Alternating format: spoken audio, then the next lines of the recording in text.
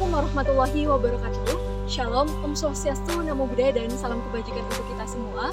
Hai Sobat Hukum sekalian, berbincang mengenai kota Semarang, maka kita sangat mengenalnya sebagai ibu kota provinsi Jawa Tengah. Nah, dengan letak geografisnya yang begitu sempurna, maka kota provinsi Jawa Tengah ini menjadi salah satu jalur utama arus pembangunan dari ujung barat hingga ujung timur kota Pulau Jawa. Nah, sehingga tak mengherankan apabila fasilitas pembangunan begitu banyak di kota Semarang. Maka dari itu, dengan adanya peraturan mengenai otonomi daerah di Indonesia, Kota Semarang juga tak luput untuk berfokus pada kebijakan pengelolaan PKL atau pedagang kaki lima yang ada di kotanya. Nah, maka dari itu, pada kesempatan kali ini, kami dari kelompok 10, Ronde 5, Fakultas Hukum Universitas Negeri Semarang, yang akan memenuhi tugas dari mata kuliah Hukum Otonomi Daerah yang diampu oleh beliau Bapak Dhani Muntada, SAG, MAG, MPA, dan PhD, akan membedah mengenai implementasi Peraturan Daerah Nomor 11 Tahun 2000 tentang penataan pedagang kaki lima di Kota Semarang. Namun terlebih dahulu, izinkanlah saya untuk memperkenalkan diri. Saya Dila Ervani dengan NIM 811420268. Ya, baik, melanjutkan pada pembahasan kita kali ini, maka perlu kita ketahui terlebih dahulu apa saja sih kriteria yang kita perlukan dalam kebijakan pengelolaan PKL ini. Yakni yang pertama ada pembinaan, kemudian yang kedua ada penataan, dan yang ketiga adalah ketertiban. Nah, penataan di sini berarti mengelola secara fisik agar PKL ini terlihat lebih rapi dan juga teratur.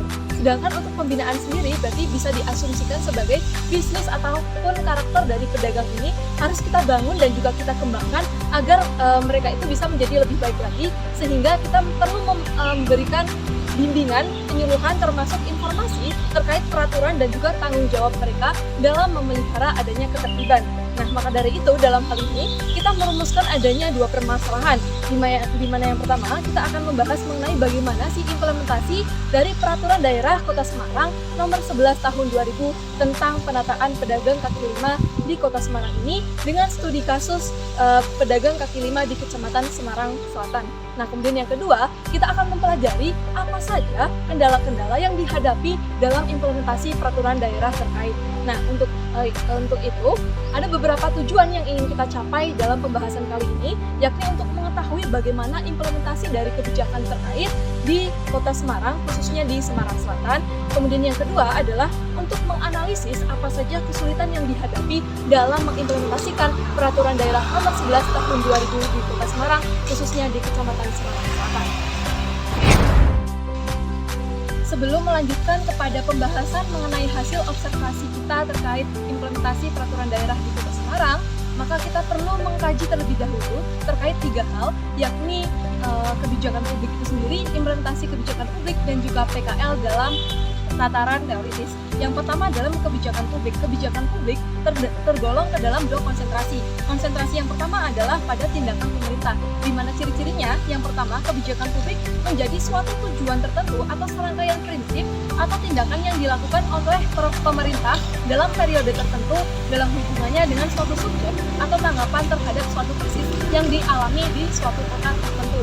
Kemudian yang kedua, kebijakan publik di sini dapat dijadikan sebagai pilihan pemerintah untuk melakukan tindakan atau tidak melakukan tindakan tertentu. Kemudian yang ketiga, kebijakan publik di sini diartikan sebagai apa yang dilakukan, apa yang dikatakan oleh pemerintah mencakup tujuan-tujuan, kemudian ada maksud, kemudian program pemerintah, kemudian pelaksanaan niat dan juga peraturan dari daerah tersebut. Nah, kemudian konsentrasi yang kedua lebih kepada implementasi dan juga dampak dari kebijakan tersebut. Di mana ciri-cirinya yang pertama, kebijakan publik di sini dijadikan sebagai serangkaian instruksi dari pembuatan keputusan kepada pelaksana kebijakan yang menjelaskan tujuan-tujuan dan juga tata cara untuk mencapai tujuan tertentu di suatu daerah tersebut. Kemudian yang kedua, cirinya adalah kebijakan publik tersebut dijadikan sebagai suatu hipotesis yang mengandung kondisi-kondisi awal dari aktivitas pemerintah dan akibat apa yang akan bisa terdampak dari kebijakan tersebut. Nah, selanjutnya yang kedua adalah implementasi kebijakan. Menurut Grindel sendiri, implementasi kebijakan bukanlah sekedar bersangkut paut dengan mekanisme penjabaran putusan-putusan politis dari pemerintah di daerah tersebut, melainkan lebih dalam lagi adalah prosedur rutin melalui birokrasi, kemudian menyangkut masalah konflik, kemudian keputusan apa saja yang diperoleh dari kebijakan tersebut. Kemudian yang ketiga adalah pedagang kaki lima. Pedagang kaki lima diartikan sebagai pedagang yang menggunakan fasilitas yang bisa dipindah-pindahkan dan juga menggunakan fasilitas dari pemerintah daerah tersebut. Halo Sobat Hukum sekalian, perkenalkan saya Tantu Yana Dewi dengan NIM 8111422072. Pada kesempatan kali ini saya akan melanjutkan apa yang telah dibahas oleh rekan saya di video awal tadi mengenai implementasi Perda Nomor 11 Tahun 2000 tentang penataan pedagang kaki lima di Kota Semarang, terkhususnya di Kecamatan Semarang Selatan. Ada dua rumusan masalah utama yang dihasilkan dari observasi ini. Yang pertama yakni mengenai bagaimana implementasi Perda Nomor 11 Tahun 2000 tentang penataan pedagang kaki lima di Kota Semarang, terkhususnya di Kecamatan Semarang Selatan.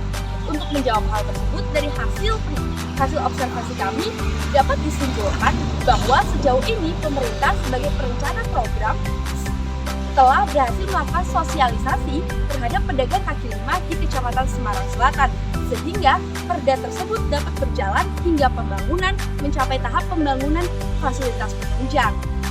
Namun, kita tidak dapat memungkiri bahwasannya setiap implementasi dari peraturan terdapat kendala-kendala.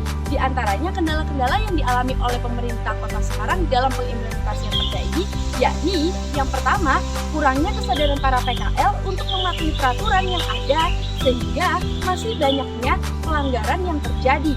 Antara lain, yakni pelanggaran ketentuan jam operasional dagang, ketentuan bongkar pasang tenda atau gerobak jualan, dan ketentuan lokasi jualan.